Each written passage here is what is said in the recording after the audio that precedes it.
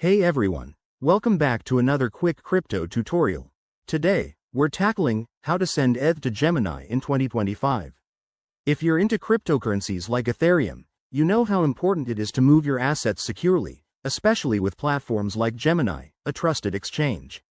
Whether you're a beginner or just need a refresher, I'll walk you through this step by step in under 2.5 minutes. Let's dive right in. First things first, make sure you have an Ethereum wallet set up. Popular options include MetaMask or hardware wallets like Ledger. If you don't have one, download and create a wallet now. It's super straightforward. Once you're logged in, you'll need to get your Gemini wallet address.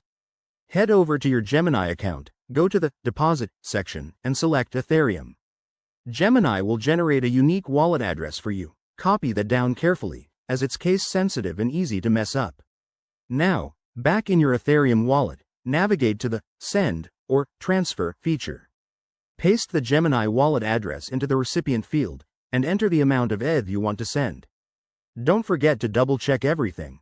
Crypto transactions are irreversible, so accuracy is key. Before you hit Confirm, take a look at the network fees. In 2025, with Ethereum's upgrades, fees might be lower, but they can still vary based on network congestion. Aim for a balance between speed and cost. Once you're ready, confirm the transaction. You'll get a confirmation on your wallet, and it might take a few minutes to a couple of hours for the ETH to appear in your Gemini account, depending on the blockchain. Keep an eye on your transaction status using tools like Etherscan. A few quick tips to stay safe. Always use the official Gemini app or website, enable two-factor authentication, and never share your private keys. Also, start with a small amount if you're new to this to avoid any mishaps. And there you have it.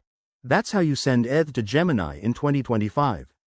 If this helped, give it a thumbs up and subscribe for more crypto guides. Thanks for watching, and see you next time.